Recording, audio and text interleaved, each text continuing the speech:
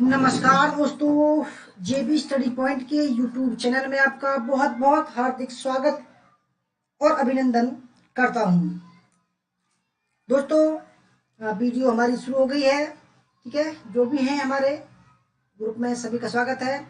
तो NTA UGC net paper first का महामैराथन mock test संख्या 26 है। अब की बार नेट जरा प्यार दोस्तों, टेस्ट दो 100 में से 60 सही तो चेहरा पक्का। तो हमारे जो स्वागत करते हैं उनका समा अंजुन जी वेलकम, सहवर रफीक जी वेलकम, रवि जी वेलकम, ज्योति बब्बर जी वेलकम और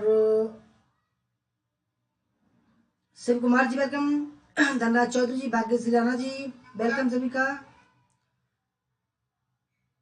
मंजली खटाना जी वेलकम आपका, सुमन जी वेलकम, हिमांशु शर्मा जी वेलकम, विश्व यादव जी वेलकम, ज्योति काजला जी वेलकम, संजू वर्मा जी वेलकम, मौसम के जी वेलकम, शिवानी जी वेलकम, रविंद्र रंधावा जी वेलकम, मीना कुमारी जी वेलकम, राहुल जयदेव जी वेलकम, सौरभ जी और सौरभ बिंदे जी वेलकम, ज्योति बब्बर, मोनिका जी वेलकम, मोनिका जाखड़ जी वेलकम। दोस्तों शुरू करते हैं बिना किसी देरी के। ठीक है,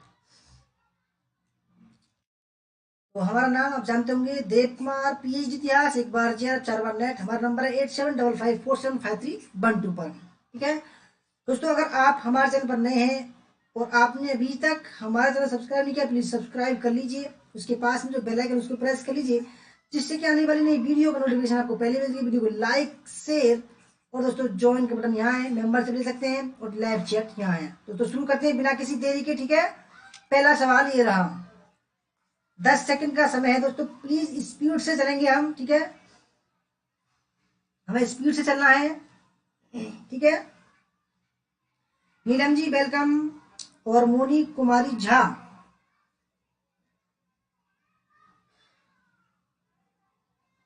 शोभा कुमारी जी वेलकम।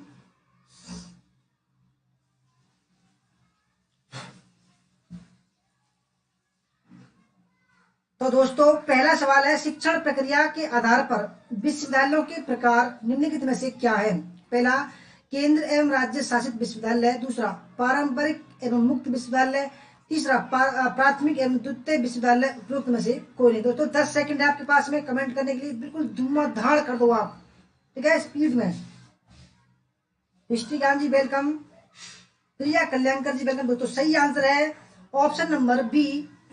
ठीक है, पहले सवाल का option number B right answer है, यानी कि पारंपरिक एवं मुक्त विश्वविद्यालय। ठीक है, दूसरा सवाल आपके सामने, संबद्ध विश्वविद्यालय का तात्पर्य है। पहला, ऐसे विश्वविद्यालय जिनके द्वारा पाठ्यक्रम लागू किए जाते हैं एवं परीक्षाओं का संचालन किया जाता है। दूसरा, ऐसे विश्वविद्यालय जिनके केंद्रीय परिसर में शिक्षण कार्य होकर संबद्ध महाविद्यालयों में संपन्न होता है। उपरोक्त दोनों, उपरोक्त में से कोई नहीं।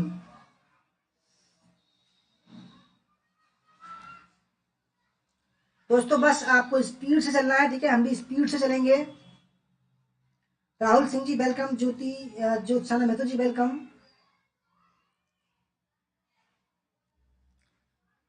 दोस्तों दूसरे सवाल का सही आंसर है ऑप्शन नंबर सी, उपरोक्त दोनों। तीसरा सवाल आपके सामने, एकात्म शिक्षण महाविद्यालय निम्नलिखित में से किसे कहा जाता है?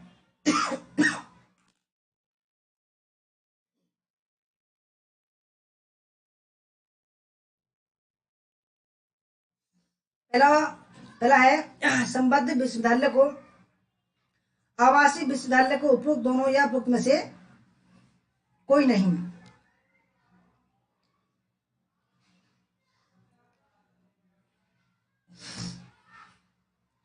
तो दोस्तों तीसरे सवाल का सही आंसर है आवासीय विश्वविद्यालय को।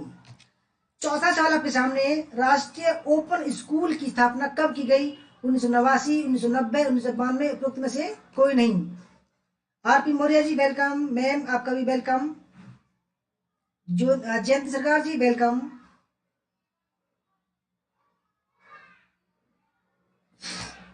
निवास शेखर जी वेलकम, रेखा चौधरी जी वेलकम।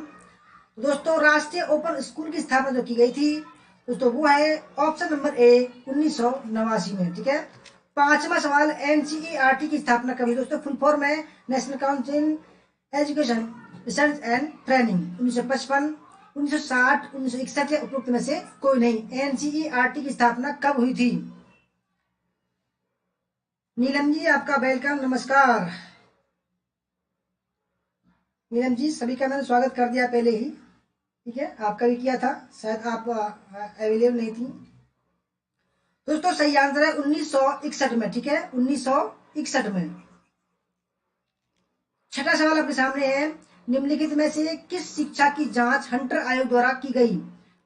दूरस्थ शिक्षा, मुक्त शिक्षा, प्राथमिक शिक्षा या माध्यमिक शिक्षा?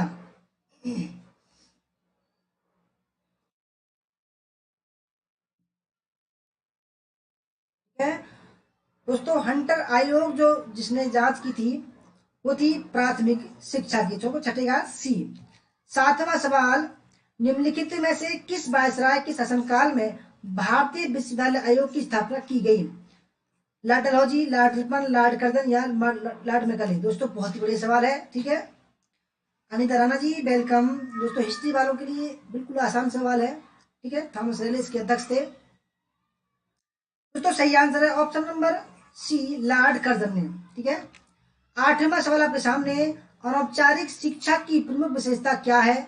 छात्र केंद्रित दृष्टिकोण, शिक्षक केंद्रित दृष्टिकोण, पाठ्यक्रम प्रधान दृष्टिकोण या शिक्षक केंद्रित दृष्टिकोण?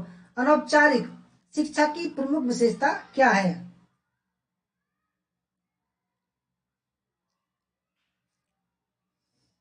दोस्तों सही आंसर है छात्र केंद्रित दृष्टिकोण। नौवां सवाल आपके सामने, शिक्षा के औपचारिक साधन क्या होते हैं? प्रत्यक्ष एवं सुनिश्चित, अप्रत्यक्ष एवं पारंपरिक, निरर्थक एवं उद्देश्य विहीन, उपरोक्त में से कोई नहीं। संजय कुमार जी वेलकम, नमस्ते।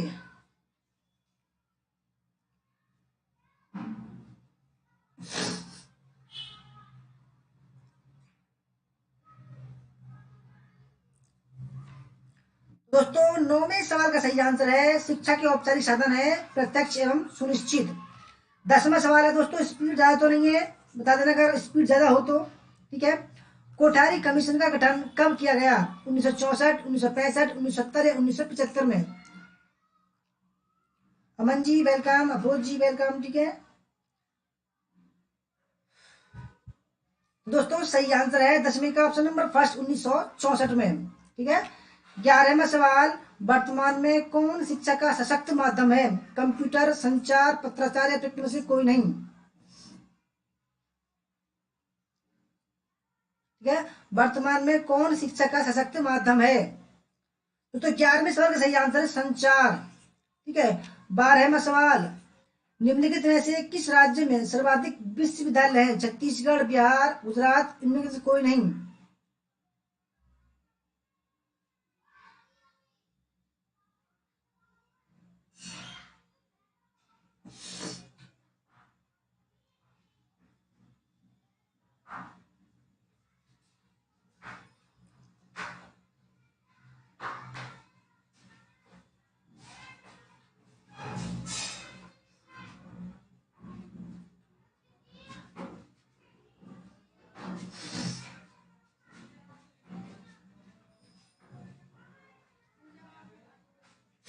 दोस्तों सही आंसर है छत्तीसगढ़, ठीक है। 13वां सवाल है, किसने ईस्ट इंडिया कंपनी को भारत में शिक्षा प्रसार का दायित्व सौंपा? भारतीय संसद, ब्रिटिश संसद, भारतीय जनता और भारतीय न्यायाधीश? किसने ईस्ट इंडिया कंपनी को भारत में शिक्षा प्रसार का दायित्व सौंपा?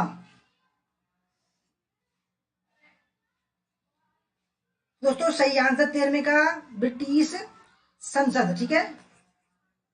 14वां सवाल, निम्नलिखित में से कौन सी नीति प्राथमिक शिक्षा के लोकव्यापीकरण के लिए अपनाई गई? शिक्षा के विकेंद्रीकरण, सत्ता के विकेंद्रीकरण, निःशुल्क शिक्षा समिति और नीति या अनिवार्य शिक्षा नीति?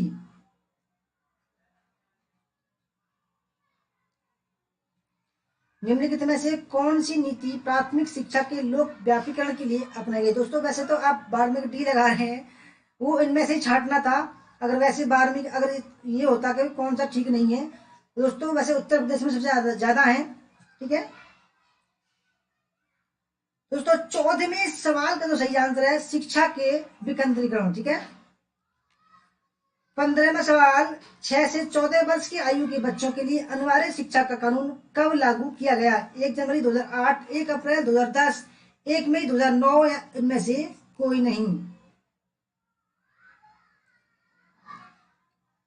मीनू मलिक जी वेलकम।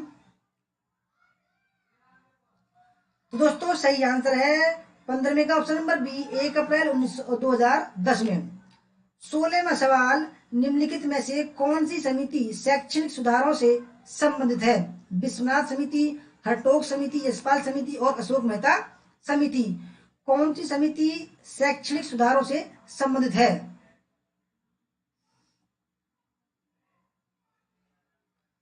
दोस्तों सही है ऑप्शन नंबर सी, यशपाल समिति।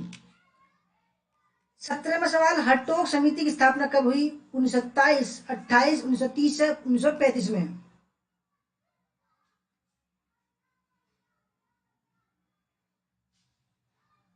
हरटोग समिति की स्थापना कब हुई?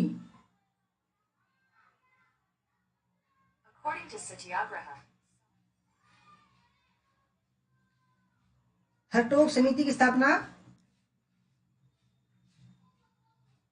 तो दोस्तों सही आंसर है 17वें का ऑप्शन नंबर बी, 1928 में।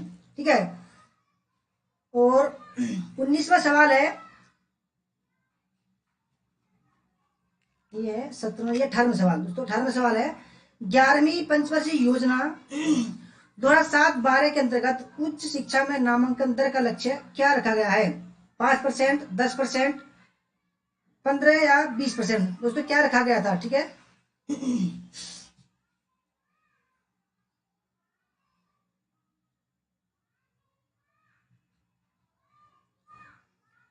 तो दोस्तों 18वें सवाल का सही आंसर है ऑप्शन नंबर सी, 15% था।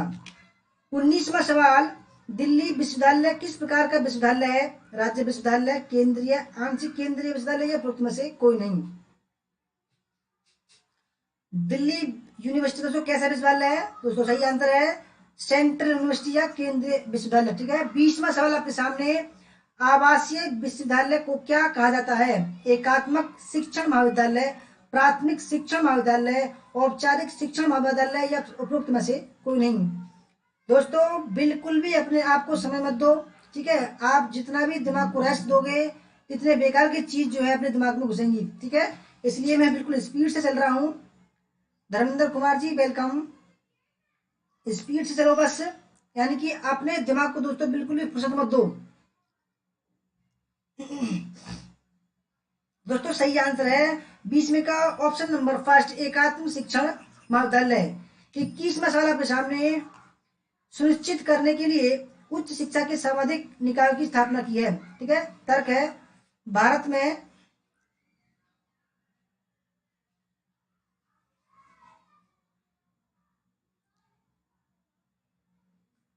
तो थोड़ा सा ये कट गया है मेरे ख्याल से स्लाइड बनाने में। 1 मिनट में बता रहा हूँ इसका फुल फॉर्म क्या है। तो इसकी फुल फॉर्म है भारत सरकार की शिक्षा की गुणवत्ता। ठीक है। भारत सरकार के शिक्षा की गुणवत्ता सुनिश्चित करने के लिए उच्च शिक्षा के संवैधानिक निकाय की स्थापना की है, क्योंकि भारत में कुछ शैक्षणिक संस्थान ऐसे हैं जो गुणवत्तापूर्ण शिक्षा प्रदान नहीं करते हैं।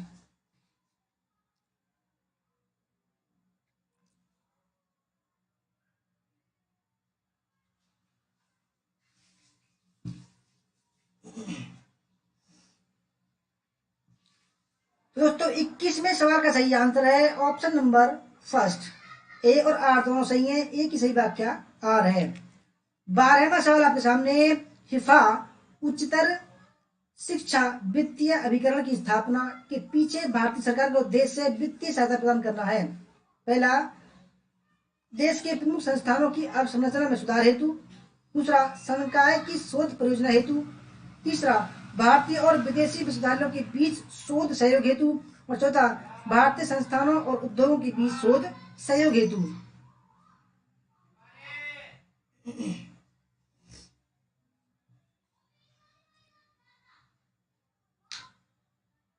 दोस्तों सही आंसर है 22वें का ऑप्शन नंबर फर्स्ट, देश के प्रमुख संस्थानों की अवसंरचना में सुधार हेतु। 23वां सवाल आपके सामने है, विश्वविद्यालय अनुदान आयोग की स्थापना किस अधिनियम के अधीन हुई थी? 1956, 1949, 1944 और 1968।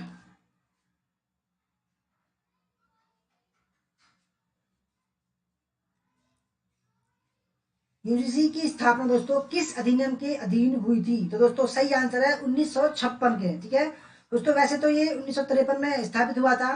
ठीक है, 1953 में, परंतु दोस्तों ये जो संसद के अधिनियम जो स्थापित हुआ था वो 1956 में हुआ था। ठीक है, इस बात को ध्यान से समझना। 24वां सवाल, निम्नलिखित में से कौन सा भारत में परंपरागत शिक्षा का एक आवश्यक घटक है? पुस्तकों से सीखना, शिक्षक से सीखना, चिंतन से सीखना या उपरोक्त में से अनुदेशात्मक सामग्री के माध्यम से सीखना।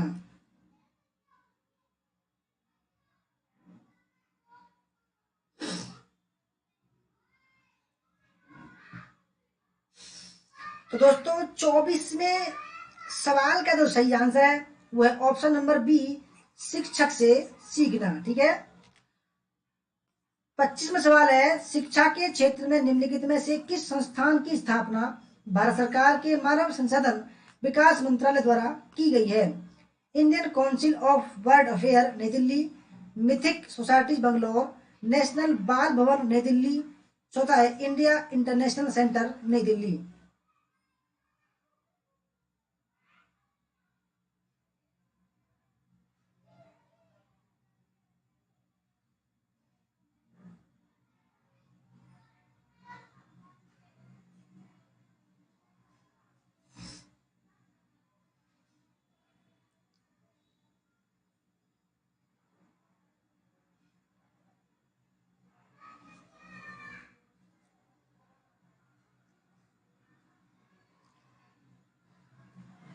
तो दोस्तों 25वें सवाल का सही आंसर है नेशनल बाल भवन नई दिल्ली। ठीक है, 26वां सवाल आपके सामने, मानव संसाधन विकास मंत्रालय में निम्नलिखित निकाय सम्मिलित है? पहला प्राथमिक शिक्षा एवं साक्षरता विभाग, दूसरा माध्यमिक एवं उच्च माध्यमिक शिक्षा विभाग, तीसरा महिला एवं शिशु विकास विभाग, चौथा ऊपर लिखित सभी।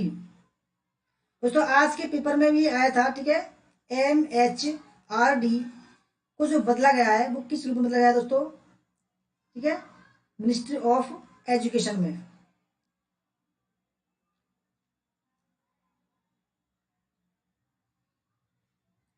MHRD।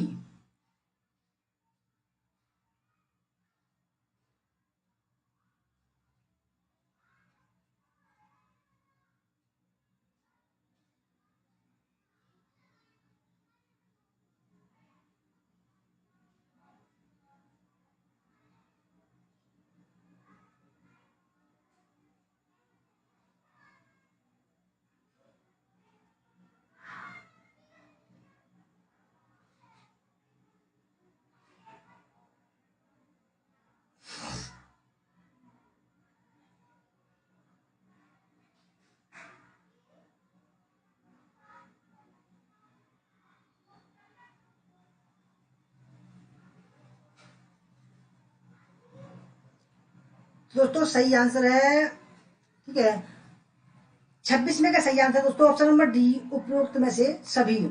27 में सवाल आपके सामने, उच्च शिक्षा में स्वायत्तता का निहितार्थ है? प्रशासन, नीति निर्माण, वित्त और पाठ्यचर्या विकसित करना।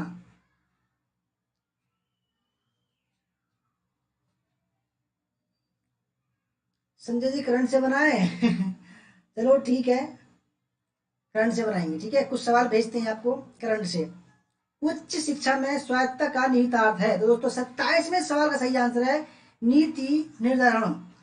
28वां सवाल आपके सामने, कोठारी आयोग प्रतिवेदन का शीर्षक था? शिक्षा एवं राष्ट्रीय विकास, learning to be adventure, diversification of education, चौथा है लोकतंत्र में शिक्षा एवं समाजीकरण।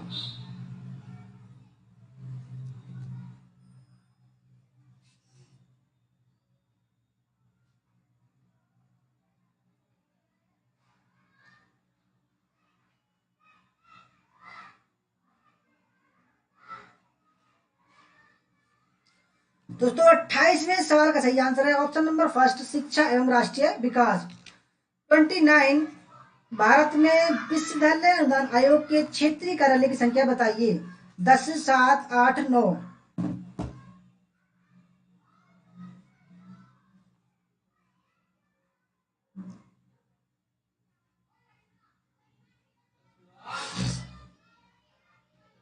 दोस्तों सही आंसर है 29वें का ऑप्शन नंबर बी 7, पहले 6 थे। ठीक है। 30वां सवाल, भारतीय उच्च अध्ययन संस्थान कहाँ है? धर्मशाला, शिमला, सोलन या चंडीगढ़? IISc। ठीक है, IISc।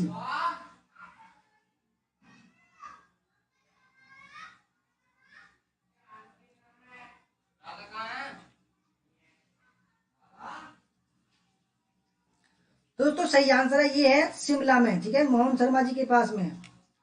31, भारत में अधिकतर विश्वविद्यालय पहला शिक्षण तथा शोध कार्य करते हैं, दूसरा महाविद्यालयों को संबद्ध करते हैं, तीसरा शिक्षण शोध करते हैं तथा परीक्षा कराते हैं, चौथा केवल शोध को प्रोत्साहन देते हैं।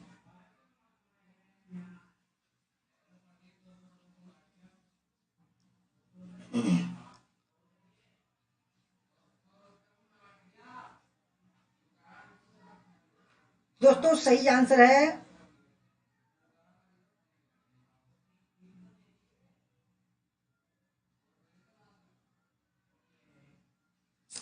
थर्टी का सही आंसर ऑप्शन नंबर सी, शिक्षण शोध करते हैं तथा परीक्षा कराते हैं।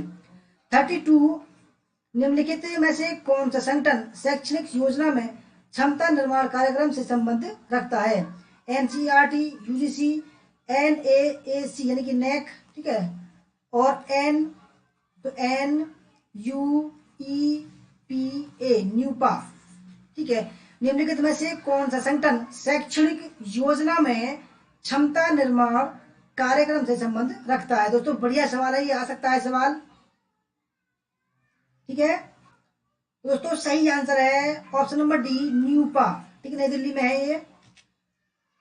33वां सवाल आपके सामने, दक्षिणी south Asia university, the south Asia university निम्नलिखित में से किस शहर में अवस्थित है? ढाका, नई दिल्ली, काठमांडू, कोलंबो?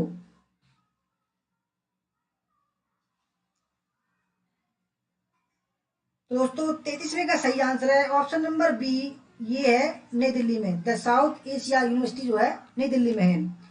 34, शिक्षा के क्षेत्र में एक स्वतंत्र आयोग के अध्यक्ष के रूप में यूनेस्को को प्रस्तुत की गई जैक्स डिलोर्स की रिपोर्ट का शीर्षक था।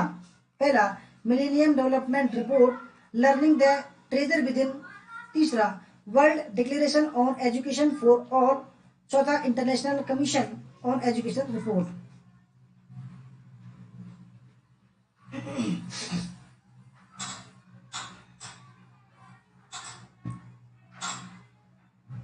रोहित जायसवाल जी वेलकम। दोस्तों सही आंसर है ऑप्शन नंबर बी। ठीक है, 34वें का B, learning the treasure with इन। 35, डॉक्टर DS कोठारी की अध्यक्षता में शिक्षा आयोग की स्थापना किस वर्ष हुई थी? 1952, 55, 60 या 64? DS कोठारी।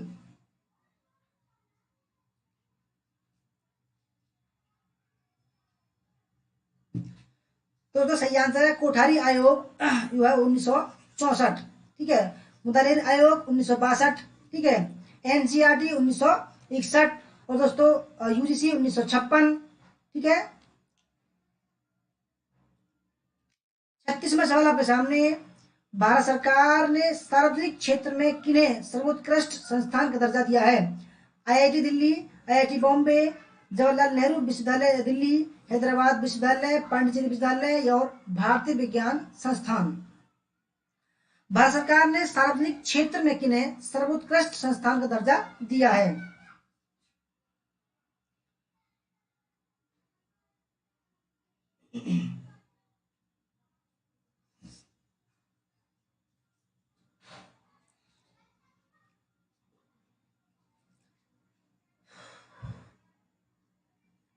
तो दोस्तों सही आंसर है 36वें का ऑप्शन नंबर सी। ठीक है, ऑप्शन नंबर सी, पहला IIT दिल्ली, IIT बॉम्बे, और दोस्तों ऑप्शन नंबर 6 भारतीय विज्ञान संस्थान IIS। ठीक है। 37 निम्नलिखित में से किस आयोग समिति ने भारत की स्वतंत्रता के बाद शिक्षा के सभी स्तरों पर ध्यान दिया? राधाकृष्ण आयोग, मुदालियार आयोग, कोठारी आयोग और आचार्य राममूर्ति समिति।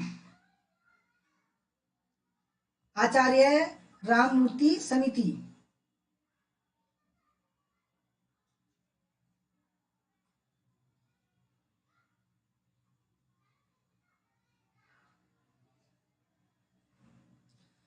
दोस्तों राधाकृष्ण आयोग 1948, ठीक है, मुदालियार 1952, कुठारी 1964, और दोस्तों जो आचार्य राममूर्ति जो समिति आई थी दोस्तों, ठीक है,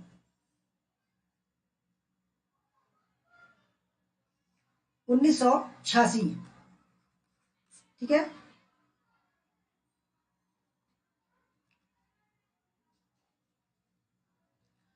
दोस्तों 37 का सही आंसर है ऑप्शन नंबर सी, कोठारी आयोग। ठीक है। 38 आधुनिक भारतीय विश्वविद्यालय की स्थापना किस वर्ष में हुई? 1957, 1857, 1945 या 1964?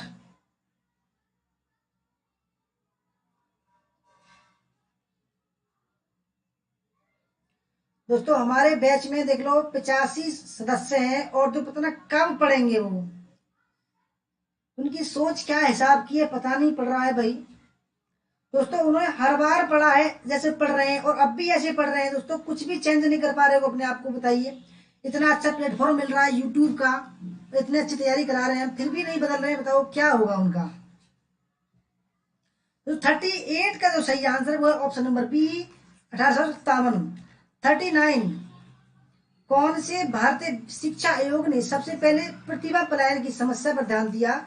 भारतीय शिक्षा आयोग, विश्वविद्यालय शिक्षा आयोग, कलकत्ता विश्वविद्यालय आयोग, सार्जेंट आयोग।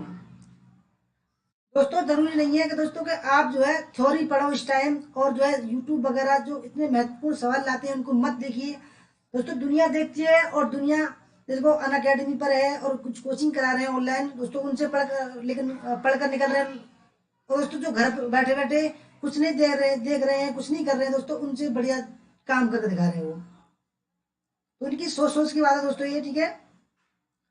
39 का सही आंसर है भारतीय शिक्षा आयोग। ठीक है। 40वां सवाल है, शिक्षा के वृत्तिकरण का उद्देश्य कौन सा है? पहला, छात्रों को ज्ञान के साथ व्यवसाय के लिए तैयार करना। दूसरा, उदार शिक्षा को व्यवसायिक शिक्षा में बदलना। तीसरा, सामान्य शिक्षा के बजाय व्यवसायिक शिक्षा पर ज्यादा जोर देना। और चौथा, उदार शिक्षा को व्यवसायोन्मुखी बनाना। दोस्तों मैं बता रहा हूं कि अगर 6 महीने पढ़कर एक बार एग्जाम दोगे दोस्तों 100% भूलोगे आप। ठीक है। और दोस्तों अगर आप 6 महीना में लगातार पेपर दोगे दोस्तों, मैं बता रहा हूं कि आपका जो दिमाग है ना दोस्तों उसको कैप्चर कर लेगा। और 6 महीना पढ़ोगे और एक बार टेस्ट दोगे दोस्तों, दिमाग से दोस्तों उतर जाता है। ठीक है। तो आपने दिमाग को पुख्ता करने के लिए ये यूट्यूब जैसा जो है प्लेटफॉर्म इसको करना चाहिए। ठीक है। तो 40 में दोस्तों सही आंसर है ऑप्शन नंबर डी, उदार शिक्षा को व्यवसायोन्मुखी बनाना। 41 28 दिसंबर 1953 को विश्वविद्यालय अनुदान आयोग यूजीसी का औपचारिक उद्घाटन निम्नलिखित में किसके द्वारा किया गया? दोस्तों ये देखो, औपचारिक उद्घाटन हुआ था 1953 में, 28 दिसंबर 1953 को। और दोस्तों ये संसद के बाद में जो अधिनियम बना था 1956 का, तभी स्थापित किया गया था, परमानेंट किया गया था। ठीक है दोस्तों, बिल्कुल क्लियर हो गया। अनौपचारिक उद्घाटन हुआ था 28 दिसंबर 1953 को यूजीसी का। ठीक है। और 1956 में इसको संसद द्वारा पारित और ये पारित किया गया था। ठीक है। तो पहला श्रीमती इंदिरा गांधी, श्री मौलाना अबुल कलाम आजाद, डॉक्टर एस राधाकृष्णन, चौथा है डॉक्टर राजेंद्र प्रसाद। 41 सवाल है। ठीक है।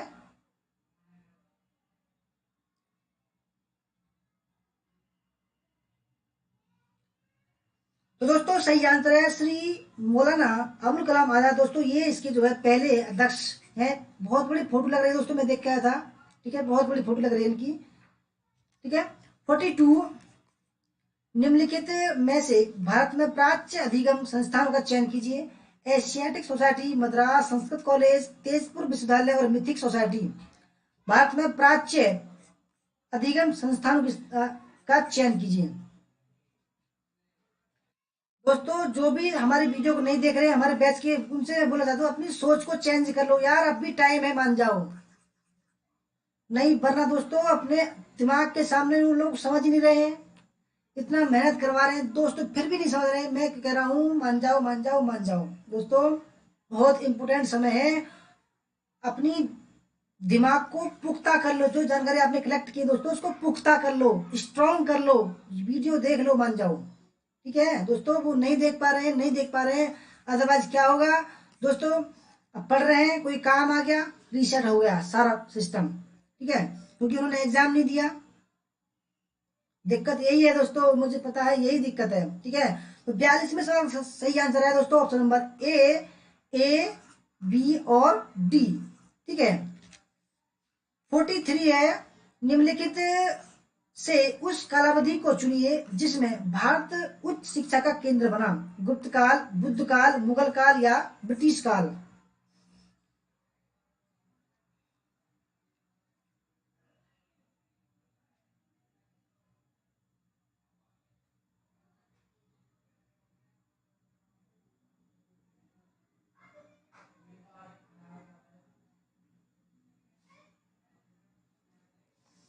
दोस्तों सही आंसर 43 का ऑप्शन नंबर फर्स्ट, गुप्त काल। ठीक है, और दोस्तों शिक्षा का जो शिक्षा के में जो घटोतरी हुई, ठीक है, वो थी मुगल काल में। दोनों ऑप्शन बता रहा हूँ मैं आपको। शिक्षा का, भारत शिक्षा उच्च शिक्षा का केंद्र बना, गुप्त काल।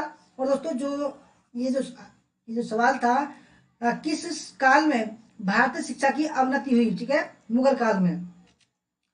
44, सामुदायिक महाविद्यालयों में प्रावधान है एकल प्रवेश, संपत्ति प्रवेश, स्व वित्त पोषित प्रणाली या घर पर शिक्षण। ठीक है,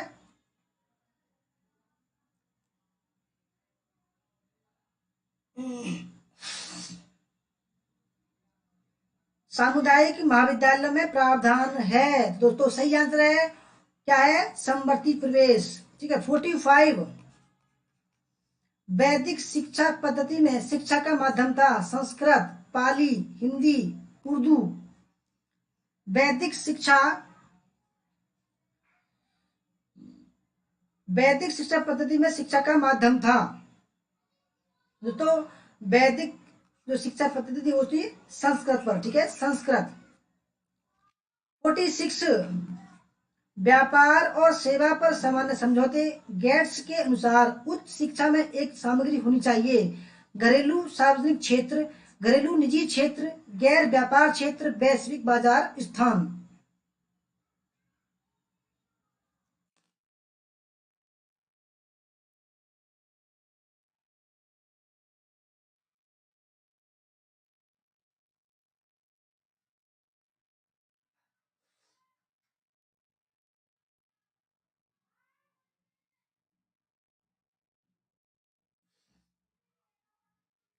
दोस्तों सही आंसर 46 का ऑप्शन नंबर डी, वैश्विक बाजार स्थान।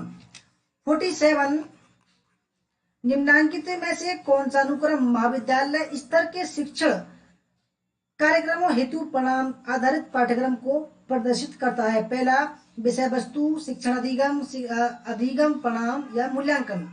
दूसरा, वांछित अधिगम परिणाम, विषय वस्तु, शिक्षण अधिगम, आकलन और मूल्यांकन। तीसरा, शिक्षण अधिगम, विषय वस्तु, अधिगम परिणाम और मूल्यांकन। चौथा है विषय वस्तु, वांछित अधिगम परिणाम, शिक्षण अधिगम और मूल्यांकन और आकलन। दोस्तों जो वीडियो नहीं देखते ना उसके लिए मैं बता रहा हूं, मैं शिक्षण विधियां नहीं पढ़ी उन्होंने अभी ढंग से। दोस्तों आप जो देख रहे हैं ना ये वीडियो हमारी, ये पता है ये जो है दोस्तों श्रव्य दृश्य सामग्री का रूप है। और दोस्तों शिक्षण में कहा गया है शिक्षण का सबसे बेस्ट रूप है शिक्षण और श्रव्य और दृश्य सामग्री। क्योंकि दोस्तों आप सुन भी रहे हो, देख भी रहे हो, पढ़ भी रहे हो, तीन तरीके से आपको माइंड पर फोकस पड़ रहा है। तो दोस्तों ये आपको परमानेंट याद हो जाएगा। ठीक है, और जब आप बुक पढ़ते हो दोस्तों वहां पर होता है केवल दृश्य, ओनली दृश्य। ठीक है, इसलिए दोस्तों मार खाते हैं लोग बाग। दोस्तों 47 का जो सही आंसर है वो है ऑप्शन नंबर बी, वांछित अधिगम, परिणाम, विषय वस्तु, शिक्षण अधिगम, आकलन और मूल्यांकन। 48, इंस्पायर स्कॉलरशिप का किस एजेंसी से वित्त पोषण होता है? पहला, भारतीय समाज विज्ञान और अनुसंधान परिषद ICSSR, ठीक है। दूसरा है विश्वविद्यालय अनुदान आयोग UGC। तीसरा, विज्ञान और प्रौद्योगिकी विभाग DST। चौथा, राष्ट्रीय शैक्षणिक अनुसंधान और शिक्षण प्रशिक्षण परिषद NCERT।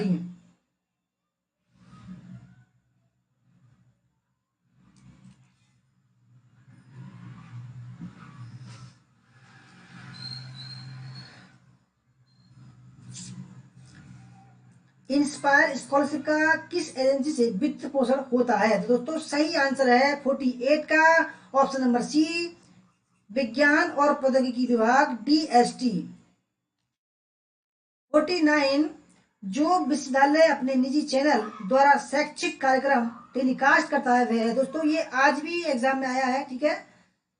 पहला, doctor BR Ambedkar open university Hyderabad, IGNOU university of Pune, Annamalai university. दोस्तों आज का ये सवाल है। तो देखो मैं बोल रहा हूँ और कुछ लोग गायब हो गए, ठीक है। ये होता है दोस्तों, कुछ लोग हमारे ग्रुप के सदस्य यार अजीब है।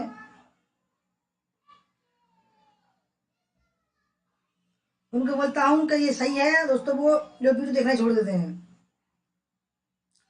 तो 49 का सही आंसर है ऑप्शन नंबर बी, इग्नू। दोस्तों इग्नू का अभी चल रहा था कि जो इग्नू द्वारा चलाया गया चैनल कौन सा है? दोस्तों वो था एकलव्य, ठीक है। एकलव्य हमारे उसमें कराया था और देख लो वो हमारे उसमें आ गया, ठीक है। 50वां सवाल, कॉलम ए को कॉलम बी से जोड़ना है। विद्या, ठीक है, व्यवसायिक, अकादमिक, तकनीक और कौशल आधारित। कॉलम बी में पाठ्यक्रमों का नाम इंजीनियरिंग, स्थापत्य। दूसरा, बढ़ईगिरी और सिलाई। तीसरा, औषधि विधि। चौथा, कला वाणिज्य।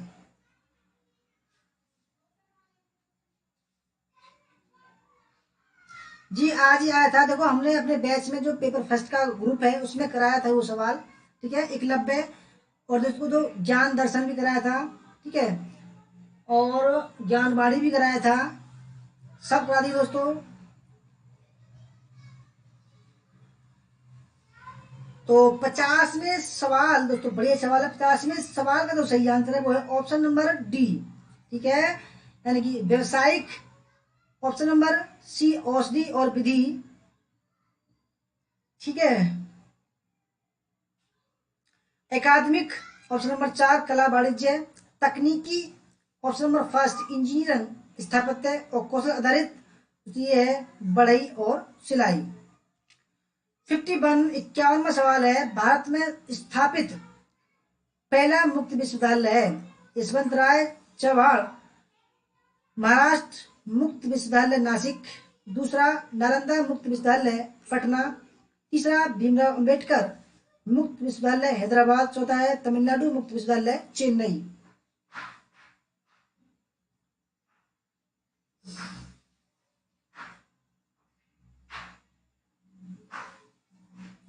भारत में स्थापित पहला मुक्त विश्वविद्यालय, दोस्तों जैसे अब मैं बोल रहा हूं आप देख भी रहेंगे, ठीक है। तो ये दोस्तों आपके दिमाग में बिल्कुल सेट हो जाएगा। कौन सा है? 51 में सही आंसर है डॉक्टर भीमराव अंबेडकर मुक्त विश्वविद्यालय हैदराबाद। 52वां सवाल, ठीक है, NAAC यानी कि नेक, ठीक है दोस्तों, नेक किस स्वायत्त संस्था के अंतर्गत स्थापित है? ICSSR, ठीक है, CSIR। दूसरा, AICTE और चौथा है UGC।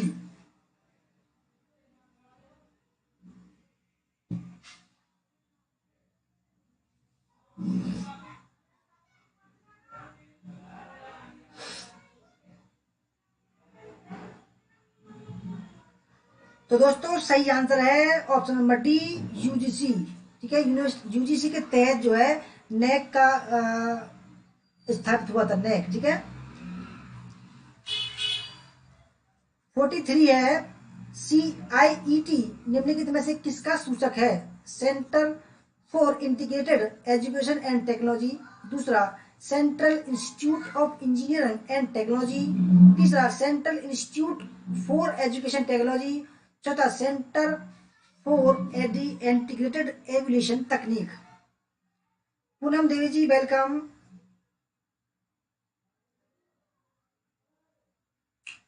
दोस्तों 53वें सवाल का जो सही आंसर है वो है CIET की जो फुल फॉर्म दोस्तों वो है central institute for education technology. 54वां सवाल आपके सामने, इंजीनियरिंग प्रत्ययन निकायों के लिए अंतर्राष्ट्रीय करार वॉशिंगटन समझौते में भारत का प्रतिनिधित्व निम्नलिखित में से किसके माध्यम से होता है? UGC, नेक, भारतीय उच्चतर शिक्षा परिषद या NBA। ठीक है,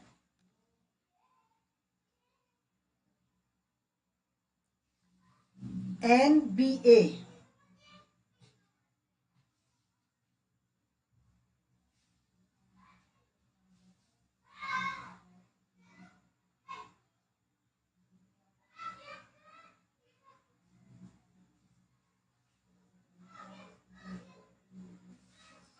तो NBA की जो फुल फॉर्म है वो है नेशनल बोर्ड ऑफ एक्रेडिटेशन। ठीक है दोस्तों, 54वें का जो सही आंसर वो है ऑप्शन नंबर डी, NBA। ठीक है, नेशनल बोर्ड ऑफ एक्रेडिटेशन। 55वां सवाल आपके सामने, किस आयोग की सिफारिश पर 10+2+3 संरचना राष्ट्रीय शिक्षा नीति 1968 के वक्तव्य में शामिल की गई थी? कोठारी आयोग, मुदालियर आयोग, राममूर्ति आयोग या मंडल आयोग, मंडल कमीशन।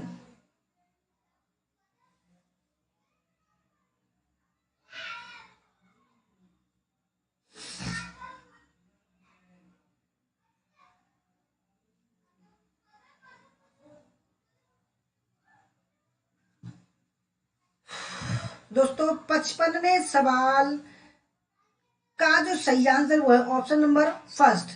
ठीक है, क्योंकि दोस्तों 1964 में जो है कोठारी आयोग स्थापित हुआ था दोस्तों, उसकी सिफारिश पर।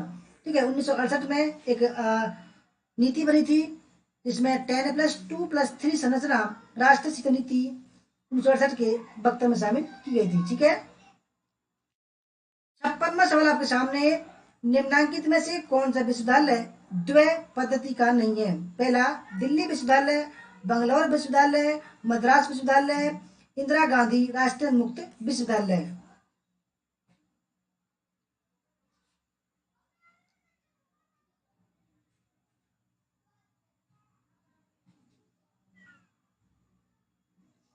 तो दोस्तों सही आंसर है ऑप्शन नंबर डी, क्योंकि दोस्तों ये एक ही मोड में पढ़ाता है, वह है ओनली डिस्टेंस मोड में। ठीक है, आप समझ गए होंगे, डिस्टेंस मोड में पढ़ाता है, दूसरे मोड में नहीं पढ़ाता है। 57वां सवाल, वर्स्टेहेन स्कूल ऑफ अंडरस्टैंडिंग को निम्नलिखित में से किसने लोकप्रिय बनाया? जर्मन समाज विज्ञानी, अमेरिकी दार्शनिक, ब्रिटिश अकादमिक विज्ञान, चौथा है इतालवी राजनीतिक विश्लेषक।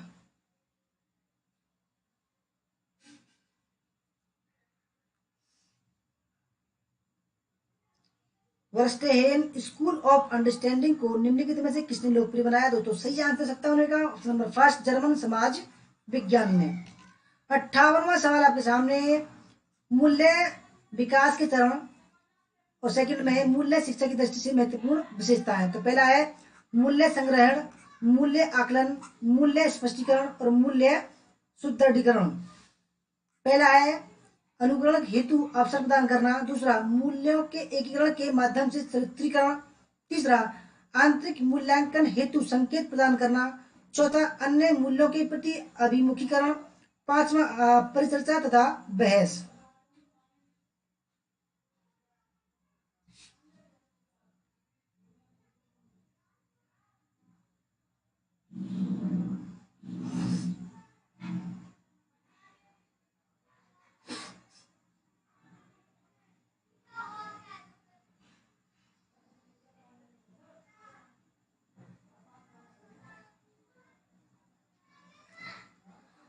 तो दोस्तों सही आंसर 58 का ऑप्शन नंबर सी। ठीक है, ऑप्शन नंबर सी ठीक है, यानी कि पहले का पहला, मूल्य संग्रहण, अनुकरण हेतु अवसर प्रदान करना, मूल्य आकलन दोस्तों ऑप्शन नंबर 3, आंतरिक मूल्यांकन हेतु संकेत प्रदान करना ऑप्शन नंबर मूल्य स्पष्टीकरण। ठीक है, सी है ऑप्शन नंबर 4, अन्य मूल्यों के प्रति अभिमुखीकरण ऑप्शन नंबर 4 है, मूल्य सुदृढ़ीकरण, दोस्तों सही है इसका आंसर ऑप्शन नंबर बी, मूल्यों के एकीकरण के माध्यम से चरित्रीकरण।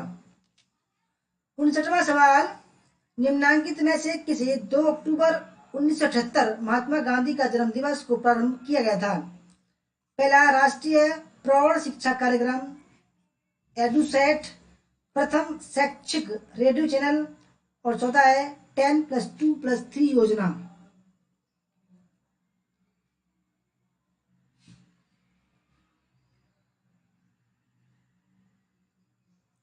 निम्नांकित में से किसे 2 अक्टूबर 1978 को प्रारंभ किया गया था? तो दोस्तों सही आंसर है राष्ट्रीय प्रौढ़ शिक्षा कार्यक्रम, ठीक है, 1978 में ये प्रारंभ किया गया था। 60वां सवाल आपके सामने, भारत का संविधान सभी अल्पसंख्यकों द्वारा अपनी पसंद की शैक्षणिक संस्थान स्थापित करने के अधिकार का प्रबंध करता है। अनुच्छेद 30(1), अनुच्छेद 29, अनुच्छेद 33 से अनुच्छेद 16(2). दोस्तों ये 100% आ सकता सवाल है, ठीक है, इसे ध्यान से समझ लेना। भारत का संविधान सभी अल्पसंख्यकों द्वारा अपनी पसंद की शैक्षणिक संस्थान स्थापित करने के अधिकार को प्रबंध करता है। दोस्तों सही आंसर है अनुच्छेद 30 फर्स्ट, ठीक है। 61वां सवाल है, सामान्यतः 5 साल की समाप्ति के पहले लोकसभा की निम्नलिखित में से किसके द्वारा विघटित किया जा सकता है? प्रधानमंत्री, लोकसभा का अध्यक्ष, प्रधानमंत्री की संस्तुति से राष्ट्रपति, उपरोक्त में से कोई नहीं। 100 सवाल है मैडम जी, 100 सवाल,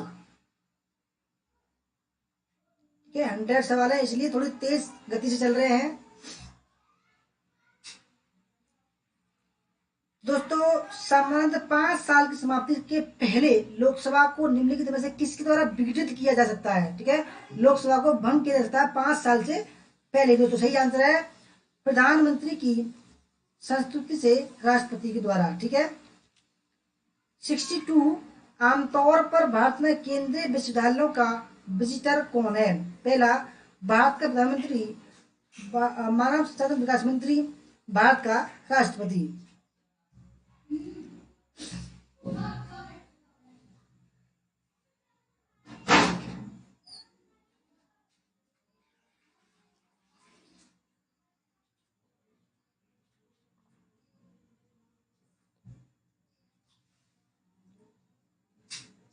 तो दोस्तों सही आंसर है 62वें का भारत का राष्ट्रपति, ठीक है। 63, राज्य सूची में शामिल विषयों पर संसद विधेयक पारित कर सकती है? पहला, राष्ट्रपति की पूर्व अनुमति पर, दूसरा, अपेक्षित संवैधानिक संशोधन के पश्चात, तीसरा, राज्य विधानसभाओं में सहमति का अभाव, और चौथा, 2 या 2 से अधिक राज्यों के अनुरोध पर। राज्य सूची, दोस्तों 3 सूची होती है, राज्य सूची, केंद्रीय सूची और समवर्ती सूची। संविधान में राज्य सूची में शामिल विषयों पर संसद विधेयक पारित कर सकती है। दोस्तों 63 का जो सही आंसर वो है ऑप्शन नंबर डी, 2 या 2 से अधिक राज्यों के अनुरोध पर, ठीक है। 64, भारतीय संसद में किसे अपना विचार रखने की अनुमति दी जा सकती है? कोई भी विधायक, थल सेना प्रमुख, भारत के महाधिवक्ता या दिल्ली के महापौर। भारतीय संसद में किसे अपना विचार रखने की अनुमति दी जा सकती है?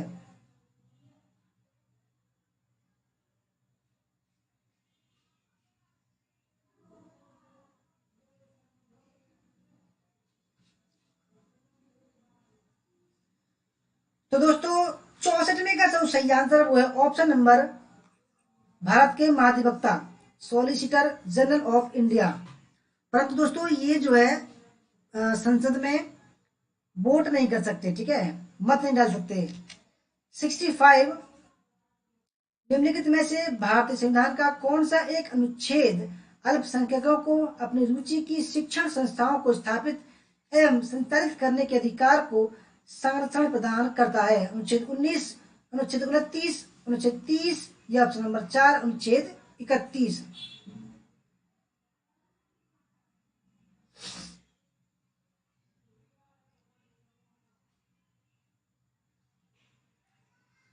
दोस्तों सही आंसर है अनुच्छेद 30।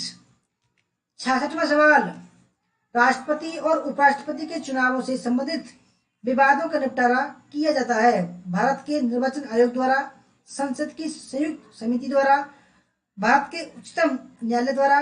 ऑप्शन नंबर 4, केंद्रीय चुनाव अधिकरण द्वारा। राष्ट्रपति और उपराष्ट्रपति के चुनावों से संबंधित विवादों का निपटारा किया जाता है। ठीक है दोस्तों, सही आंसर है ऑप्शन नंबर सी, भारत के उच्चतम न्यायालय द्वारा। ठीक है 67। सूची फर्स्ट में संस्थाएं, सेकंड में कार्य। सूची फर्स्ट में संसद, CNAG यानी कि कैग दोस्तों ये। ठीक है संसद, कैग वित्त मंत्रालय और व्ययकारी विभाग। सेकंड में है बजट का निरूपण, बजट का अधिनियम, बजट का निष्पादन, व्यय की वैधता या आय का औचित्य।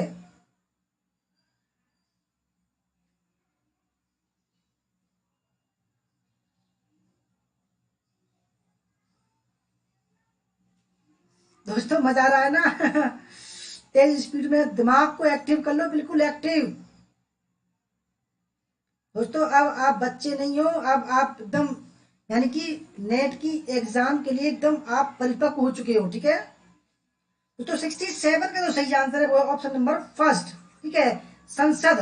ऑप्शन नंबर 3, बजट का निष्पादन। ठीक है कैग दोस्तों ये ऑप्शन नंबर 4, बजट की व्यय की वैधता। ठीक है वित्त मंत्रालय ऑप्शन नंबर बी, बजट का अधिनियम, और व्यवकारी विभाग ऑप्शन नंबर फर्स्ट, बजट का निरूपण। ठीक है 68, सरकार ने संसद के नियम द्वारा विश्वविद्यालय अनुदान आयोग की स्थापना किस वर्ष में की है। दोस्तों सवाल बढ़िया है। सरकार ने संसद के नियम के द्वारा, मैंने पहले बता दिया सवाल। ठीक है 1980, 1948, 1950 या 1956। शूट एंड साइड हाँ संजय रवि जी, देखो अब इसलिए करा रहे हैं क्योंकि बहुत परिपक्व हो चुकी हो आप, पढ़ते पढ़ते पढ़ते पढ़ते। ठीक है थोड़ा सा भी मैं चाहता हूँ आप बिल्कुल भी रेस्ट ना करें। ठीक है बीच में 68 का तो सही आंसर है 1968 या 1956। ठीक है 69, उच्च शिक्षा में अध्यापक की भूमिका का लक्ष्य है। पहला, छात्रों को सूचना प्रदान करना। दूसरा, छात्रों में स्व अध्ययन को प्रोत्साहित करना। तीसरा, छात्रों में स्वस्थ प्रतिस्पर्धा बढ़ाना। चौथा, छात्रों की व्यक्तिगत समस्याओं के समाधान हेतु सहायता प्रदान करना।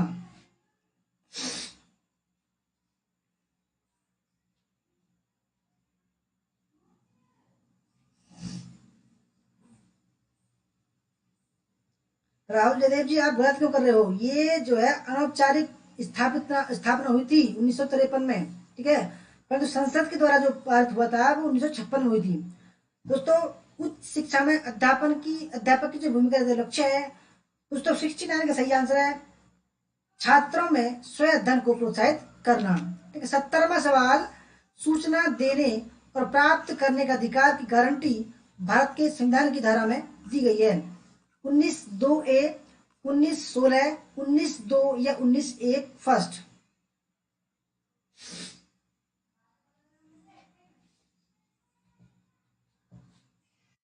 सूचना देने और प्राप्त करने का अधिकार की गारंटी भारत के संविधान की धारा में दी गई। दोस्तों ये सवाल आ सकता है, मैं बता रहा हूँ सवाल। ठीक है इंपोर्टेंट सवाल है। 70वें सवाल दोस्तों सही आंसर है ऑप्शन नंबर फर्स्ट। ठीक है 19(2). ठीक है 71, निम्नलिखित में से कौन सा अधिमत ठीक है सही नहीं है। पहला, शिक्षा भारत के संविधान की 7वीं अनुसूची की संवर्ती सूची का विषय है। दूसरा, विश्वविद्यालय अनुदान आयोग एक सांविधिक निकाय है। तीसरा, एक कस्ब अधिकार आविष्कार अभिकल्प प्रतिलिप्यधिकार और ट्रेडमार्क संवर्ती सूची के विषय हैं। चौथा, समाज विज्ञान में शोध से संबंधित भारतीय सामाजिक विज्ञान शोध परिषद एक संवैधानिक निकाय है।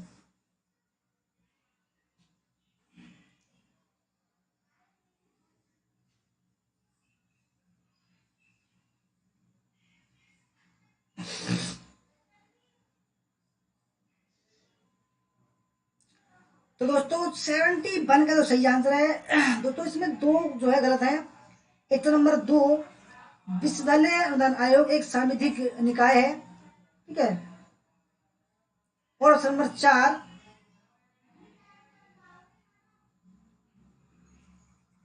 ठीक है, समाज विज्ञान में शोध से संबंधित भारतीय सामाजिक विज्ञान शोध परिषद एक संवैधानिक सांविधिक निकाय है। दोस्तों ये क्या संवैधानिक निकाय है, ठीक है।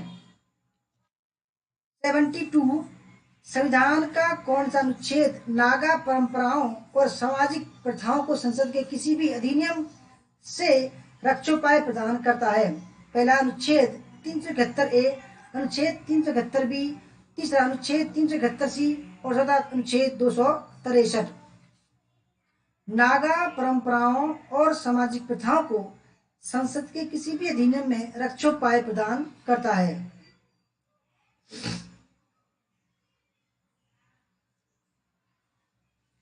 दोस्तों सही आंसर है अनुच्छेद 371A। 73, निम्नलिखित में से कौन सा सुशासन का उपकरण नहीं है? पहला सूचना का अधिकार, नागरिक अधिकार पत्र, सामाजिक अंकेक्षण, चौथा है न्यायिक सक्रियता।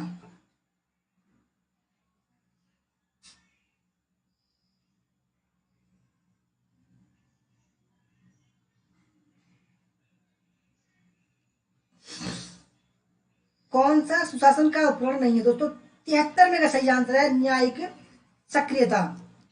74, भारत के संविधान के किस भाग का प्रशासकों का की आचरण संहिता माना जाता है? ठीक है, भाग फर्स्ट, भाग सेकंड, भाग थर्ड या भाग 4?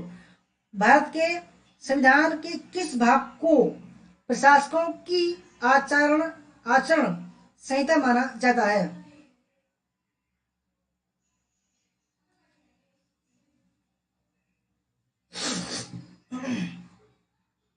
तो दोस्तों सही आंसर 74 में का डी, भाग 4।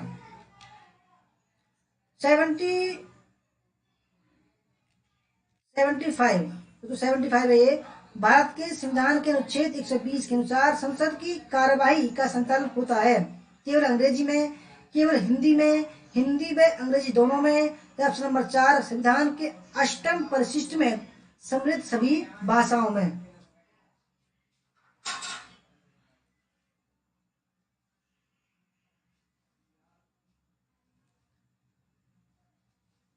दोस्तों सही आंसर है ऑप्शन नंबर सी। दोस्तों मैं आपको एक चीज बताऊं, मैं एक कहानी बताता हूँ, ठीक है। दोस्तों कभी कभी आप देखते होंगे कार्टून जो आते हैं, ठीक है, हमारे जो घर में जो बच्चे हैं, भतीजे हैं, वो दोस्तों कार्टून देखते हैं। एक बार मैं देख रहा था दोस्तों कि बच्चों कार्टून क्यों देखते हैं, क्या मिलता है? तो दोस्तों मैं देख रहा था एक चाइनीज एक कार्टून आ रहा था। दोस्तों एक गुरु था, एक शिष्य था। गुरु ने एक तलवार बनाई। दोस्तों ध्यान से समझना, गुरु ने बनाई एक तलवार। तलवार में एक शक्ति थी दोस्तों, ठीक है। अगर कोई आदमी, ठीक है, नेगेटिव सोचेगा तो दोस्तों वो काम नहीं करेगी, ठीक है। गुरु ने कहा कि दोस्त कि बेटा कि ये जो तलवार है, ये जो भी इंसान अपने मन में नेगेटिव सोचेगा उसके साथ ये नहीं देगी। तो दोस्तों एक राक्षस से उस बच्चे को लड़ना था, उसके गुरु शिष्य को। तो उस गुरु ने उसको तलवार दी कि बेटा जाओ और उसके लड़ो। तो दोस्तों वो लड़का इससे लड़ने आया, ठीक है, और तलवार उसके हाथ में थी। तलवार ये थी दोस्तों कि वो हार नहीं सकता, परंतु जो नेगेटिव सोचेगा वो हार भी सकता है। तो जो राक्षस था वो बहुत ताकतवर था, बहुत ताकतवर, इससे लड़के से ज्यादा ताकतवर। परंतु दोस्तों ये सोच रहा था कि मैं इतना ये बड़ा विशाल है, बहुत ही खतरनाक है, मैं कैसे जीतूंगा। दोस्तों वैसे सोच रहा था, परंतु और ये हारने लगा।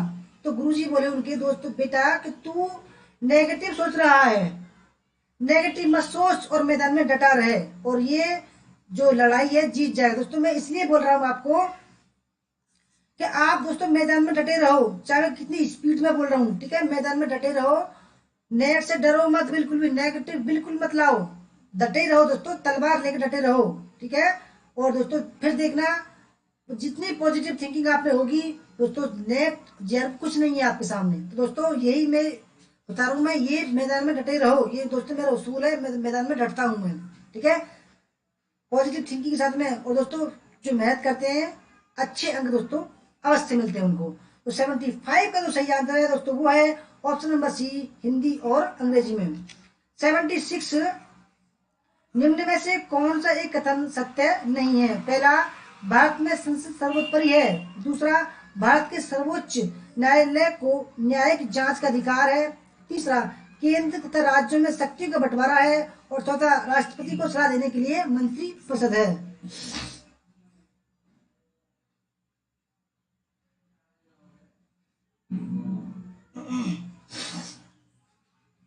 दोस्तों मैंने विद्वानों के थॉट पढ़ पढ़ के दोस्तों अपने आप को इम्प्रूव किया है, पॉजिटिव थिंकर बनाया मैं दोस्तों। मैंने अपने आप को, मैं कभी भी नेगेटिव नहीं सोचता दोस्तों। मैं खुद का गाइड हूँ, बता रहा हूँ, मैं खुद का गाइड हूँ। मेरे दोस्तों मेरा बैकग्राउंड बहुत ही कमजोर है, ठीक है। मेरे पीछे दोस्तों किसी ने मुझको ये सलाह नहीं दी कि ये करो ये करो दोस्तों। मैं खुद ही बढ़ता गया दोस्तों। वो कहते हैं ना कि अगर आदमी सच्चे मन से दोस्तों किसी काम को करे तो दोस्तों पूरी कायनात मिलकर उसका साथ देती है। तो दोस्तों मैंने पूरी सच्चे मन से आपकी मेहनत से कर रहा हूँ दोस्तों। पूरी कायनात मेरा साथ देगी और दोस्तों पूरी मेहनत से लग जाओ, 100% पूरी कायनात दोस्तों आपका साथ देगी और जाकर सर्टिफिकेट आपके हाथ में होगा। डरना नहीं है आपको बस। तो 76 का दोस्तों सही आंसर जो नहीं है वो है ऑप्शन नंबर फर्स्ट, संसद दोस्तों सर्वोच्च नहीं है, वो है संविधान जो है दोस्तों सर्वोपरि है, ठीक है।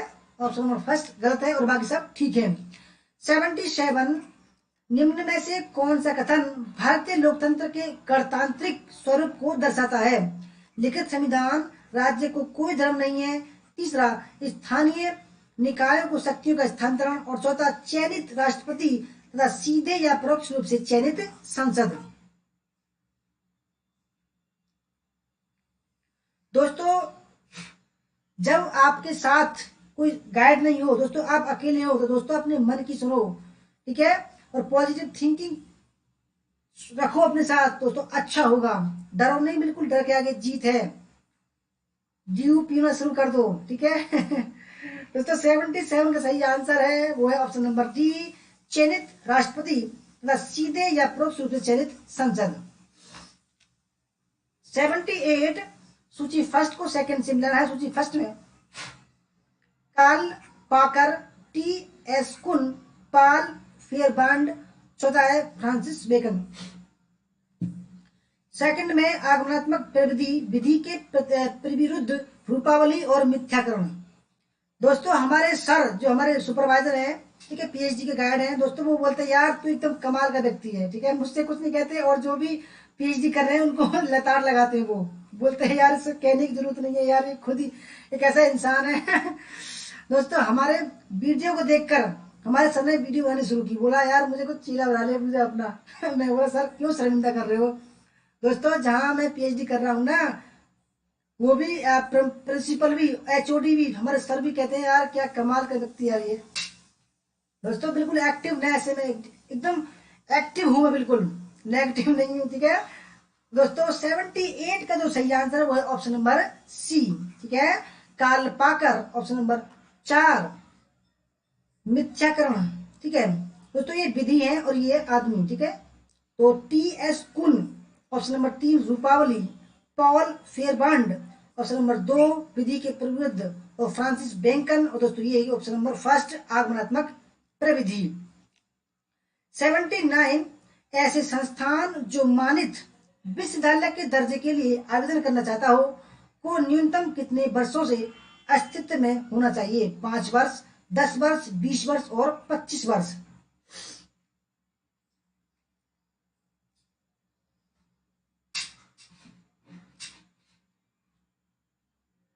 ऐसे संस्थान जो मानित विश्वविद्यालय के दर्जे के लिए आवेदन करना चाहता हो को न्यूनतम कितने वर्षों से अस्तित्व में होना चाहिए?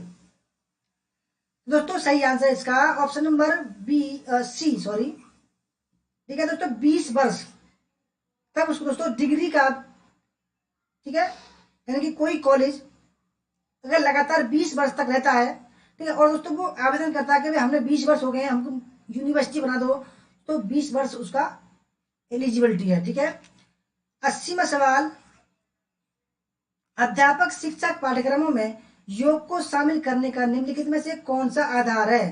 पहला राष्ट्रीय शिक्षा नीति 1968, दूसरा राष्ट्रीय शिक्षा नीति 1986, तीसरा भारत में अध्यापक शिक्षण की भविष्य दृष्टि, गुणवत्ता और विनियामक परिप्रेक्ष्य 2012। चौथा है राष्ट्रीय शिक्षा नीति 2019 का प्रारूप।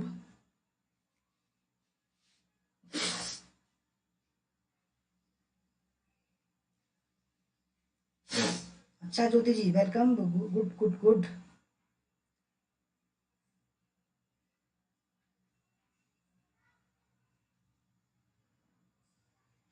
78 में डाउट है? ओके मैडम जी, बिल्कुल बिल्कुल। तो दोस्तों 80 में सवाल का सही आंसर है ऑप्शन नंबर बी। ठीक है, योग को शामिल किया गया था राष्ट्रीय शिक्षा नीति 1986 में। 81 विश्वविद्यालयों के बीच सहयोग और समन्वय को बढ़ावा देने के लिए स्थापित अंतर विश्वविद्यालय बोर्ड का वर्तमान स्वरूप है यूजीसी, एआईयू, एलयूईपीए। तो ये एन होगा, एन न्यूपा। ठीक है, एन न्यूपा होगा ये। और होता है ICSSR। ये दोस्तों AIU, association of Indian university. ठीक है,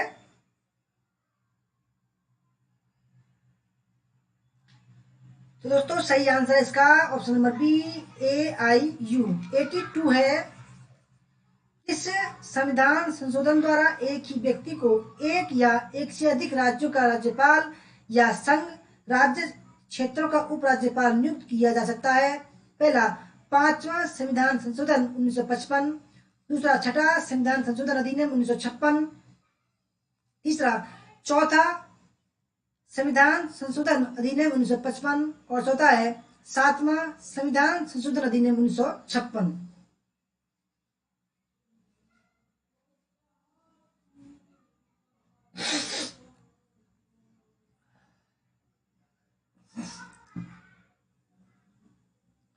तो दोस्तों 82 का जो सही आंसर वो है ऑप्शन नंबर डी। ठीक है, 7वां संविधान संशोधन अधिनियम 1956। 83 है शिक्षा और संबद्ध क्षेत्रों में विभिन्न विश्वविद्यालयों के मध्य सहयोग को बढ़ावा देने के लिए अंतर विश्वविद्यालय बोर्ड के बंद होने के फलस्वरूप निम्नलिखित में से किस संस्था की स्थापना की गई? एसोसिएशन ऑफ सेंट्रल यूनिवर्सिटी, विश्वविद्यालय अनुदान आयोग, IIAS शिमला, और नंबर 4 है एसोसिएशन ऑफ इंडियन यूनिवर्सिटी।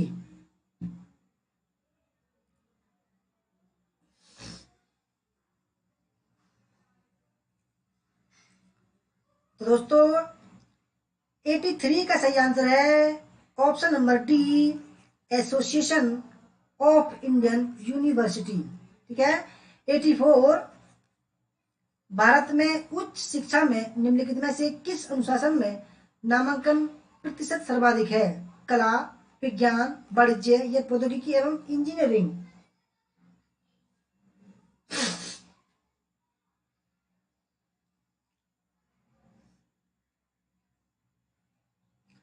तो दोस्तों 84 का सही आंसर है ऑप्शन नंबर फर्स्ट, यानी कि जो रजिस्ट्रेशन होते हैं दोस्तों वो कला विभाग में ज्यादा होते हैं, हायर एजुकेशन में। ठीक है, 85 विश्वविद्यालय के नित्य प्रतिदिन प्रशासन के लिए निम्नलिखित में से कौन सा निकाय उत्तरदायी है? सीनेट, सिंडिकेट, अधिशासी परिषद, विद्यार्थी परिषद या एकादमिक परिषद।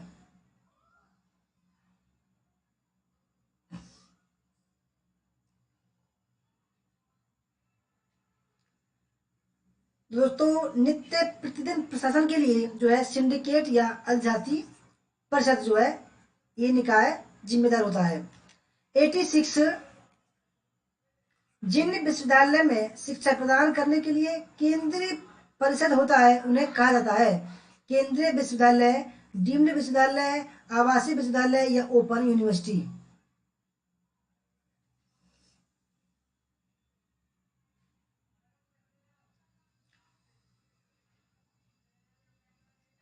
दोस्तों 86 का जो सही आंसर है वो है आवासीय विश्वविद्यालय। ठीक है, 87 इग्नू का एकमात्र टेलीविजन शैक्षिक चैनल का नाम है। दोस्तों बढ़िया सवाल है। ठीक है, ज्ञान दर्शन, ज्ञानवाणी, दूरदर्शन या प्रसार भारती।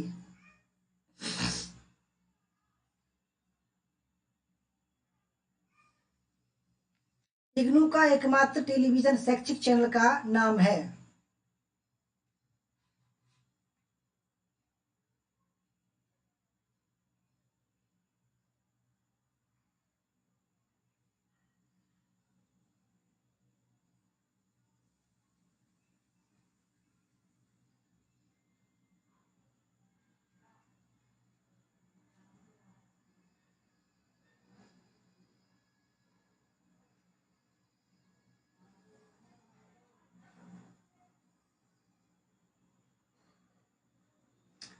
इग्नू इग्नू का एकमात्र टेलीविजन जो शैक्षिक चैनल का नाम है।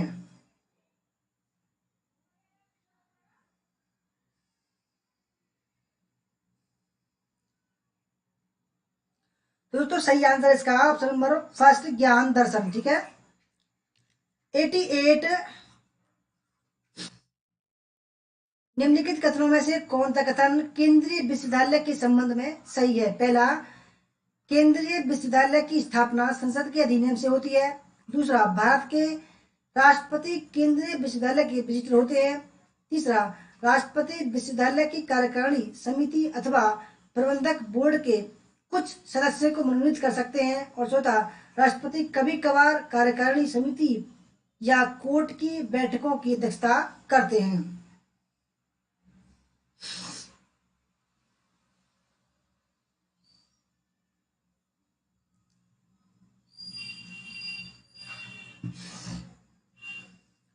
तो 88 का जो सही आंसर है, ठीक है, वह है ऑप्शन नंबर सी,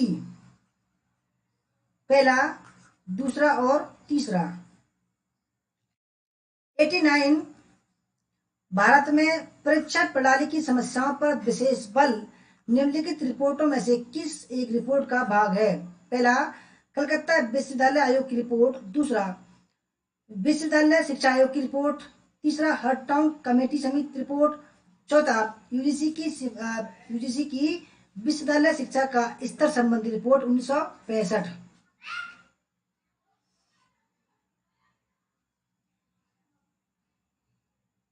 भारत में परीक्षा प्रणाली की समस्या पर विशेष बल निम्नलिखित रिपोर्टों में से किस एक रिपोर्ट का भाग है? दोस्तों सही आंसर है ऑप्शन नंबर डी, यूजीसी की विश्वविद्यालय शिक्षा का स्तर संबंधी रिपोर्ट।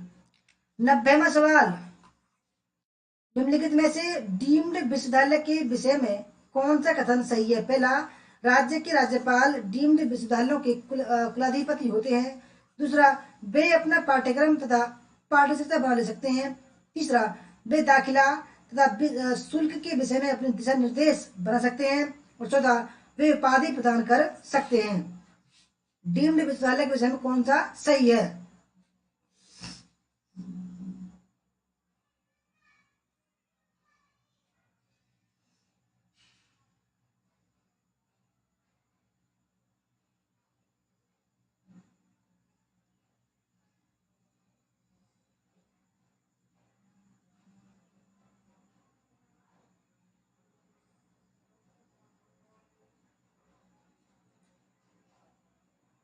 दोस्तों 90 में का जो सही आंसर है वो है ऑप्शन नंबर सी। ठीक है, पहला ठीक है इसका, और सी ठीक है और डी ठीक है। 91 किसी विश्वविद्यालय में निम्नलिखित में से किस निकाय या इकाई को सांविधिक कार्य करना होता है? पहला, पाठ्य समिति, वित्त समिति, प्रबंधन समिति या शोध उपाधि समिति।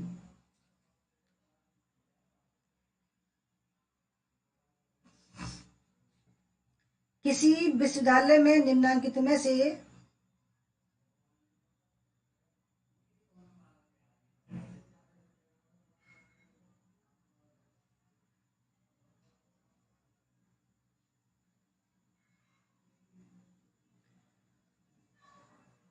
दोस्तों 91 का सही आंसर ऑप्शन नंबर सी, प्रबंधन बोर्ड।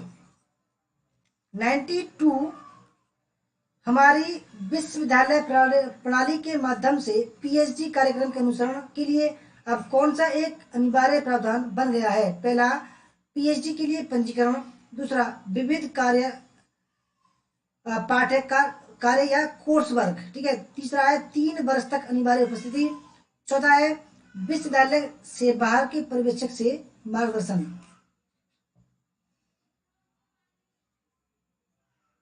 दोस्तों अब जो यूजीसी ने कह दिया है कि जो भी पीएचडी करेगा दोस्तों उसको सबसे पहले 6 महीने का कोर्स वर्क करना अनिवार्य है। दोस्तों 92 का सही आंसर जाएगा कोर्स वर्क या बीट पाठ है कार्य। 93 भारतीय विश्वविद्यालय प्रणाली के प्रशासनिक तथा शैक्षणिक अध्यक्ष कौन होता है? विश्वविद्यालय या का कुलाधिपति, दूसरा विश्वविद्यालय का कुलपति, तीसरा विश्वविद्यालय का कुलसचिव, चौथा होता है विश्वविद्यालय के संकाय अध्यक्ष।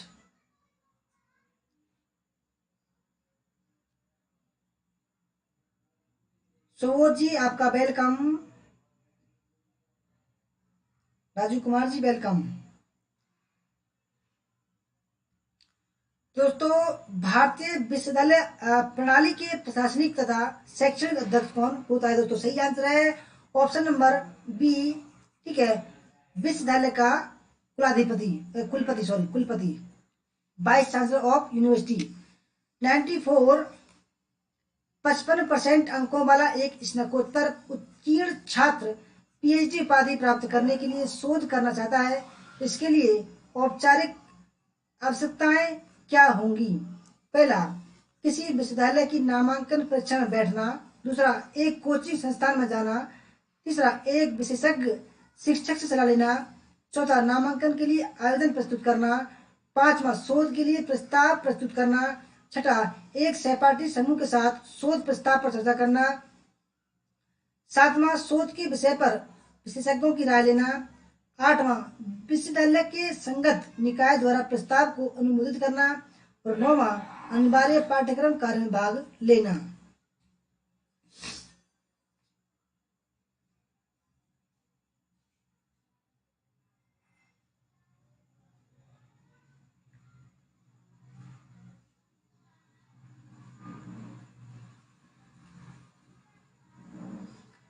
तो दोस्तों 94 का सही आंसर है ऑप्शन नंबर डी, पहला ठीक है, ठीक है, चौथा ठीक है।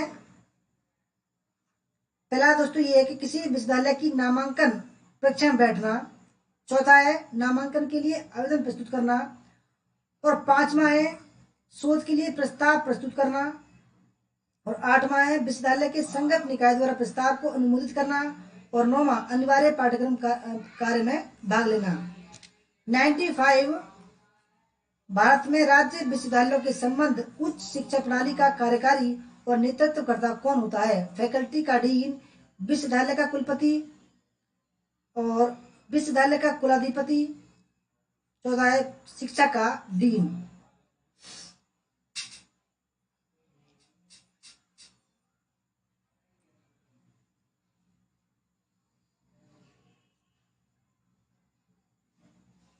तो भारत में राज्य विश्वविद्यालयों के संबंध उच्च शिक्षा प्रणाली का कार्यकारी और नेतृत्वकर्ता कौन होता है? दोस्तों सही आंसर है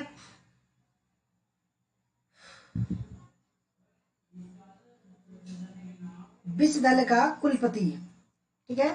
96 दो या अधिक राज्यों के बीच के विवाद पर निर्णय लेने की भारत के उच्चतम न्यायालय की शक्ति किस अधिकारिता के अंतर्गत आती है? परामर्शदायी अधिकारिता, अपीलीय अधिकारिता, मौलिक या रिट?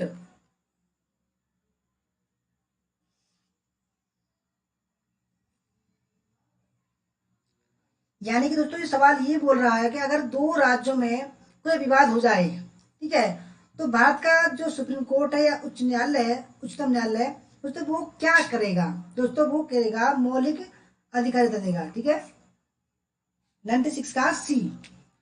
97 भारत के उच्चतम न्यायालय के न्यायाधीश के संबंध में निम्नलिखित में से कौन से अभिकथन सत्य है?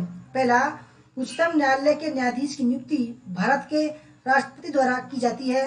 दूसरा, वह राष्ट्रपति के प्रसाद पर्यंत पद धारण करता है। तीसरा, किसी भी जांच के लंबित रहने तक उसे निलंबित किया जा सकता है। और चौथा, उसे दुर्व्यापार सिद्ध होने या क्षमता के कारण हटाया जा सकता है।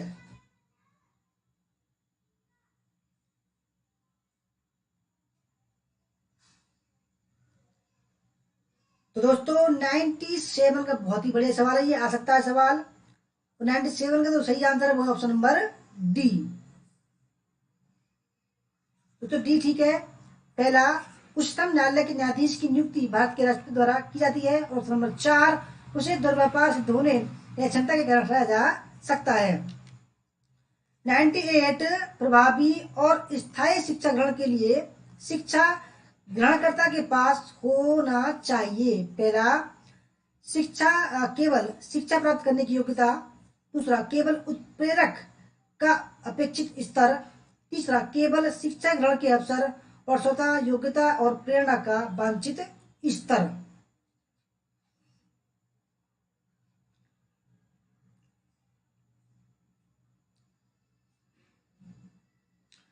तो दोस्तों सही आंसर इसका ऑप्शन नंबर डी, योग्यता और प्रेरणा का वांछित स्तर।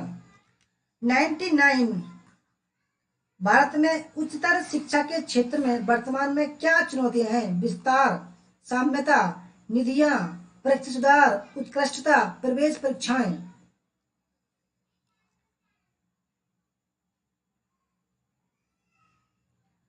हरीश प्रताप जी वेलकम आपका।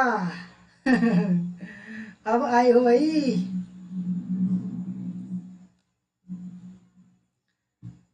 भारत में उच्चतर शिक्षा के क्षेत्र में वर्तमान में क्या चुनौतियां हैं? तो दोस्तों सही आंसर है ऑप्शन नंबर डी। ठीक है।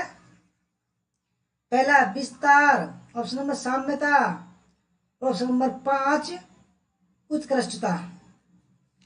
100 में सवाल, विश्व स्तरीय विश्वविद्यालयों की स्थापना के लिए अपेक्षित है स्वायत्त शासन, संकेंद्रित निधियन, मूल्यांकन तंत्र पर नियंत्रण, स्वतंत्र प्रतिफल, शासन तंत्र द्वारा स्टाफ की नियुक्ति।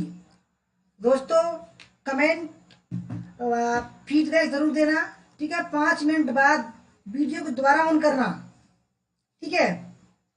ग्रुप में डाली गई है, दोबारा ऑन करना और अपने कितने सही हुए और आपको वीडियो कैसी लगी। ठीक है। जरूर बताना। दोस्तों सही आंसर सोने का ऑप्शन नंबर डी।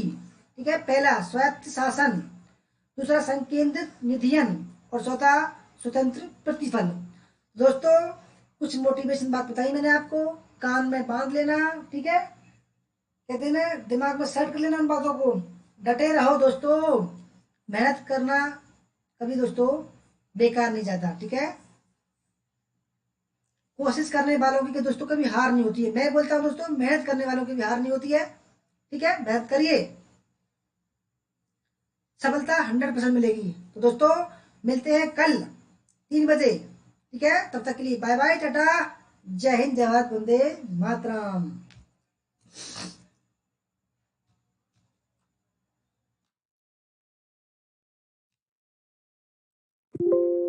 फीडबैक जरूर देना, वीडियो को लाइक कर दो भाई। ठीक है। अच्छी लगी होगी आपको जरूर।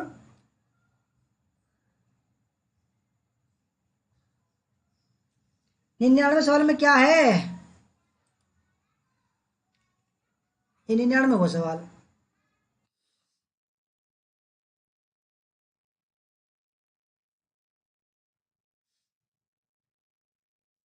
ओह,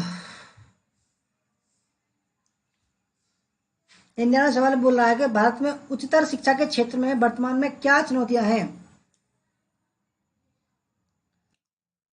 तो विस्तार, ठीक है, और साम्यता और उत्कृष्टता, ये जो है आप सबको जानता होगा। प्रवेश परीक्षा तो होती है, परीक्षा में सुधार जो है वो होता रहता है। ठीक है। और निधियां, उसमें निधियां भी बहुत हैं, इसलिए दोस्तों ये ऑप्शन नंबर डी ठीक हो जाएगा। तो दोस्तों धन्यवाद, जय हिंद, जय भारत, वंदे मातरम।